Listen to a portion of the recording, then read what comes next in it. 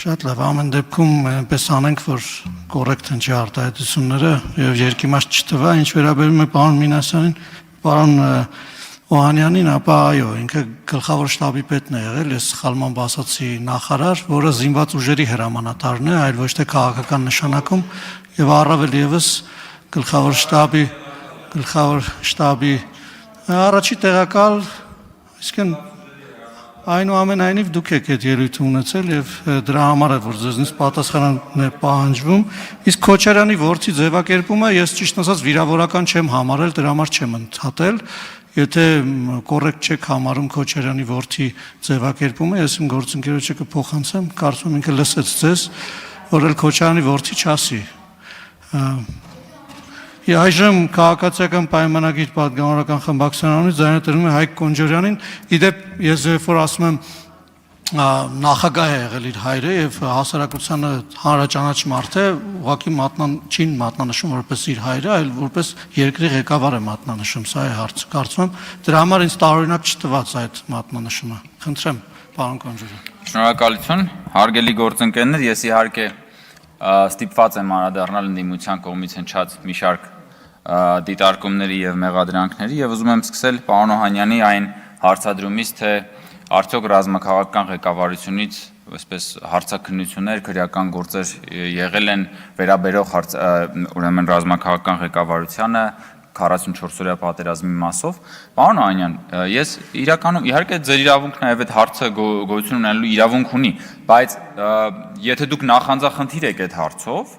ինձ համար առնվազն տարօրինակ է, որ դուք նաև ձեր անցած ճանապարհը հաշվի առնելով ոլորտը եւ այլն, դուք չմասնակցեցիք 44-օրյա պատերազմի քննիչ հանձնաժողովի աշխատանքներին, որտեղ որ վարչապետը 10 ժամ մոտավորապես եկավ եւ պատասխանեց հարցերին։ Ինձ համար առնվազն տարօրինակ է, որ դուք բաց եք թողել այդ հնարավորությունը գնալ եւ այդ մասնակցել եւ վարչապետին հարցեր տալ։ Ու այստեղ իմ միակ եզրահանգումը այն է, պարոն Օհանյան, որ դուք չեք մասնակցել, որովհետեւ դուք վստահ չեք եղել ձեր վրա, որ այդ հարցերը, որ դուք տաք, արդյոք այդ պատասխանները, որ հնչելու են, դուք այդ պատասխաններին ունենալու եք հակափաստարկ, թե չեք ունենալու։ Դուք դրա համար չեք մասնակցել։ Նույն տրամաբանության, պարոն Օհանյան, այդ նույն տրամաբանության, որ նախկին նախագահները վախենում են գնալ բանավեճին մասնակցել Նիկոլ Փաշինյանի հետ։ Այդ նույն տրամաբանությամբ ինչ որ իմաստով դուք վախեցել եք գնալ քննիչ հանձնաժողովում խոսալ, հարցեր տալ, որովհետև դուք իմացել եք, որ հնչելու են պատասխաններ եւ արվելու են հարցադրումներ, որոնք ձեզ ավելի վատ իրավիճակի մեջ են դնելու։ Ու առնվազն ինձ համար զարմանալի է, որ եթե դուք իսկապես մտահոգված եք եւ նախանձախնդիր եք, բա մասնակցեք այդ հանձնաժողովի աշխատանքներին, խի չեք մասնակցում։ Պարոն Մինասյանը ասում է հաղթանակած նախագահներ, էլի անընդհատ սիրում են իրանք ասել հաղթանակած նախագահներ։ Ես մի քանի անգամ ասել եմ, բայց չեմ հոգնի հիշեցնել։ Այդ հաղթանակած նախագահների հաղթանակի հետևանքը եւ արդյունքը Հայաստանի համար ո՞րն է, ժողովուրդ։ 94 թվականի հրադադարից հետո, այդ հաղթանակից հետո պետք է հաղթական պտուղներ լինեին, չէ՞։ Որոնք էին հաղթական պտուղները 96 թվականի կեղծված ընտրությունները, որը որ դրվեց Հայաստանի Հանրապետությունում ժողովրդի կամքը բռնաբարելու ինքնակատարելագործվող ինստիտուտը, որը որ Ռոբերտ Քոչարյանն ու Սերժ Սարգսյանն էլ կատարելագործեցին ավելի ու ավելի, դա էր հաղթանակածը։ Գողապետության արմատավորումներ հաղթանակածը, որ էլի հիմք դրվեց ձեր սիրելի նախագահների կողմից։ Գույք պարկի դիմացներ հաղթանակածը, քաղաքական սպանություններն էին հաղթանակածը, 3 նախագահների օրոք Հայաստանից անվերադարձ ավելի քան 1 միլիոն մարդու հեռանալն հաղթանակը, սա է ձեր հաղթանակածը, որ ասում եք հաղթանակած։ Այդ հաղթանակը պիտի ունենա դափնիներ եւ այդ հաղթանակը պիտի ունենա հաղթական արդյունքներ եւ ոչ թե արդյունքներ, որի արդյունքում մարդիկ սպանվում են, որի արդյունքում մարդկանց թույլ չեն տալիս կատարել ընտրություն, գողանում են նրանց ընտրության իրավունքը, որի արդյունքում մարդիկ թողում են պանդղտանում են սեփական երկրից գնում են իրենց երեխաների եւ ընտանիքների հետ, դա հաղթանակը։ Ոնց է դա հաղթանակ։ Խոսում եք բաների, ասում եք կառուցել են հաղթանակներ եւ հպարտ եւ ուժեղ Հայաստանը։ Բա հպարտ եւ ուժեղ Հայաստանից մարդը հոմազոխից չի որ թողի գնա ուրիշ օտար ափերում ապրի։ Մարդը ուզում է մնա եւ ապրի հպարտ եւ ուժեղ Հայաստանում։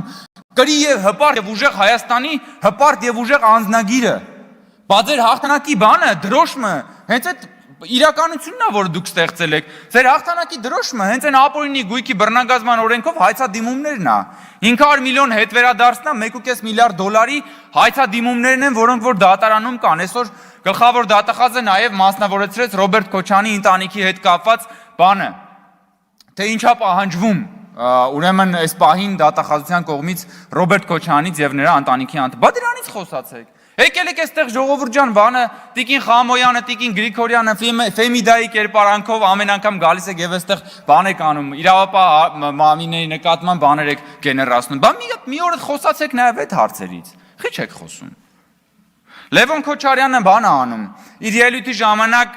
խոսելով ոստիկանական գործողությունների մասին մեջբերում է հղում է անում պետդեպի զեկույցին։ Այսինքն կարևորում է պետդեպի զեկույցը, լեգիտիմացնում է իր համար պետդեպի զեկույցը շատ լեգիտիմ փաստար կա։ Շատ լավ, պարոն Քոչարյան։ Բախի չեք խոսում, որ նույն պետդեպի զեկույցով ձեր հայրիկը Ռոբերտ Քոչյանը պատրաստվում էր բան անել, մեղրին տալ Ղարաբաղի դիմաց։ Բա երբ որ պետդեպի զեկույցը, պետդեպի փաստաթղթերը այդ մասով դուրս եկան, ձեր խմբակցությունում իրար հերթ չտալով հերքում եք, ասում եք ինչ պետդեպի, ինչ բան, ոչ մի նման բան չկա, դա բան չի, լեգիտիմ փաստարկ չի, պարոն Արծվիկ Մինասյանն էր երևի նաև այստեղ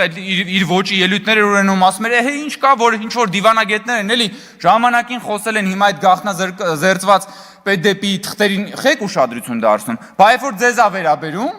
պետդեպի թղթերը դառնում են լեգիտիմ։ Երբ որ ձեզ վերաբերվում է այն մասին, որ պատրաստվում էիք մեղրին տալ Ղարաբաղի դիմաց, այդ ժամանակ պետդեպի թղթերը, պետդեպի ուրեմն գաղտնազերծված փաստաթղթերն ու բաները արդեն դառնում են ապալեգիտիմ, բայց ո՞նց է լինում, հարգելի գործընկերներ։ Պարոն Մինասյանն ասում է, բանը ուրեմն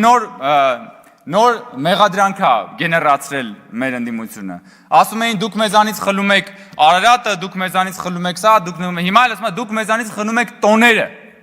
Դուք մեզանից ասում եք խլում եք տոները։ Բայց տոների ժամանակ այդ տոները ձեր համար ժողովուրդ ընդամենը եղել են կենաց։ Այդ տոները ձեր համար եղել են կենաց։ Դուք տոնի օրերին գնացել եք կենաց եք ասել, ճամարտակել եք, sense ճոռոմա բանել եք, պերճախոսությամբ այս ձև բաները, դիֆերամբներ եք ձոնել, հետո գնացել եք սկսել եք իրար մեջ անել։ Սկսել եք իրար մեջ արդեն պետությունը գույք պարտքի դիմացը բանը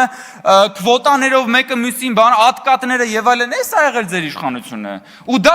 որպեսի ծխածածկույթ ապահովեք դրա համար այո տոների ժամանակ այդպես բան ա եղել sense հերոստատուտը միացնում էր բանը պաթոսը sense ցփնում էր այդ էր ձեր բանը ա եղել ձեր իշխանությունը այդ ա եղել հիմա եկել է ասում եք տոները մեզանից խլում եք տոները թազա մեղադրանք ա տոներն եք ձեզանից խլում հարգելի գործընկերներ Չէ, իղձերի մասին դե ես ասեցի, որովհետև այո, ունեցել են իղձ հարգելի գործընկերները,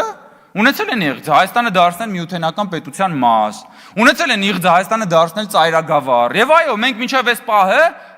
խլել ենք այդ իղձը նրանցից, եթե կարելի է այդպես ասել։ Այո, մենք խլել ենք Հայաստանը ծայրագավառ դարձնելու իղձը ոմանց։ Թույլ չենք տալու դա։ Ոչ մի կերպ թույլ չենք տալու դա։ Ու դրա համար մենք տեսնում ենք այս ամեն ինչ։ Դրա համար Ռոբերտ Քոչյանը մեղադրում է, որ Հայաստանն է պատերազմը սկսել։ Ընդ որում էսի ձեր հաղթած նախագահներն են, մյուսն էլ Սերժ Սարգսյան, եթե հիշում եք մի հատ ուրիշ հարցազրույցի ժամանակ։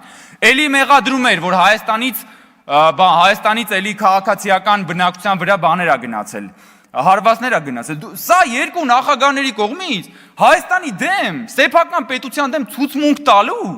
Մի այլանդակ դրսևորում է ժողովուրդ, դուք եկել եք հələ խոսում եք բաների մասին, սուտ մատնություն է սա, այո։ Սա սեփական պետության դեմ սուտ մատնություն է, հիմա ինչ եք եկել բաներ եք խոսում ստեղ, փորձում եք մարդկանց բան անել, էմոցիաներով sense ինչ որ գիպնոզացնել, հա։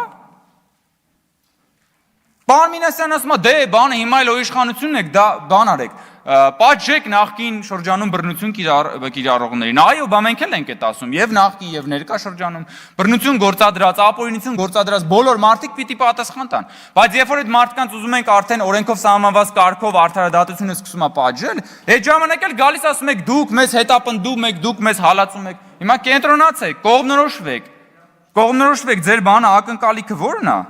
Ասում է, չեմ հիշում, էլո, կարծեմ Տիկին Խամոյանն էր էլի խոսում էր SMS-ով աշխատանքից ազատվելու բանի մասին։ Ես էլի եմ ասում, բայց դե դուք դժգոհում եք դրանի Ժորժ ջան, ոնց եղավ որ ձեր падգամավորական ցուցակում միանգամից 3 հոգի մանդատից հրաժարվեց, որ Ռոբերտ Քոչյանի որդին դառնա падգամավոր, ոնց։ Դա ժողովրդավարության ոտնատակ ասպատակություն է ժողովրդավարության հանդեպ եւ պարլամենտարիզմի հանդեպ։ Այդ ո՞նց եղավ։ Այդտեղ SMS չի եղել, այդտեղ մի տունքի շարժում է եղել եւ վերջ։ Եկել եք ինչ եք խոսում SMS-ը։ Լի մեկ բացատրություն տվեք, ո՞նց է եղել, որ Ռոբերտ Քոչարյանի որդին, որպեսզի դառնա падգամավոր, միանգամից 3 հոգի մանդատից հրաժարվում են։ Ո՞նց։ Դուք հաշվետվություն ներկայացրել եք ձեր ընտրողներին, որ գնացել եք այդ ցուցակով ընտրության եք մասնակցել եւ բան եք արել։ Բանն ասում է, Արծվիկ Մինասյանը Օրվելից է բերում, Օրվելի անտիուտոպիայից բերում է բաներ է ցիտում։ Ես որ առավոտյան ասեցի, Օրվելի իսկական անտիուտոպիան այն էր, երբ որ Հովիկ Աբրահամյանը կոռուպցիա դեմ պայքարի խորհրդի նախագահն էր, դուք էլ այդ ժամանակ այդ կառավարության անդամ եք։ Այ դա իսկական անտիուտոպիա է, այ դա իսկական անասնաֆերմա է, այ դա իսկական անասնական մոտեցում է եղել սեփական պետության հարստության նկատմամբ եկել եք ստեղ Օրվել եք ցիտում։ Իսկ Օրվելի ամենալավ բանը ցիտատը, եթե ուզում եք այդ բանից հիշել, լենա որ բնորոշա ժողովրդավարությանը, որ ասում է, որ ազատությունը 2-ին գումարած 2 հավասար է 4 ասելու կարողությունն ու ազատությունն է։ Ու այսօր Հայաստանում դա կա։ Այսօր Հայաստանում կա ամենակարևորը 2-ին գումարած 2 հավասար է 4 ասելու ազատությունը կա, որը ձեր ժամանակ չկար։ Ամփոփելով ես ուզում եմ ասել, հարգելի գործընկերներ, պարոն Պողոսյան, ազգային ժողովի օրենսդրական փոփոխության արդյունքում թե քննչական կոմիտեն, թե հակակոռուպցիոն կոմիտեն ներկայանում են տարեկան հաղորդմամբ, սա մենք չափազանց կարևորում ենք որպես ինստիտուտ եւ սա ոչ միայն կատարված աշխատանքը թվերով վիճակագրորեն ներկայացնելու, սա նաեւ կոմիտեների կողմից հանրության հետ երկխոսելու հրաշալի հնարավորությունն է, որովհետեւ ձեր մարմինների աշխատանքը հրապարակային չի եւ մարդիկ շատ դեպքերում կարող է չհասկանան, չպատկերացնեն, թե ձեր աշխատանքի այս կամ այն դրսևորումը ոնց է։ Ես ուզում եմ, որ դուք նկատեք այդ առանձնահատկությունը, ամենևին չնեղվեք, երբ որ ձեր շահառուները ընդդիմության գալիս եւ նաեւ ագրեսիվ ելույթներ ունեն, որտեղ այս մարդիկ իսկապես շահառուներ են։ Հոկտեմբերի 27, մարտի 1, նոյեմբերի 9, ապօրինի ծագման բռնագանձման օրենք այս մարդիկ դրա ակտիվ պաշտպաններն են եւ հիմա պետքա բնականաբար դրսևորեն որոշակի ագրեսիվություն, դրան պետքա նայել շատ իմաստուն կերպով, որևէ կերպ չտրվել էմոցիաներին եւ խոսել ըստ էության։ Շնորհակալություն։ Շնորհակալություն, մտքերի փոխանակությունն ավարտվեց, պարոն Պողոսյան, եթե եզրափակիչ կունենաք, համեցեք։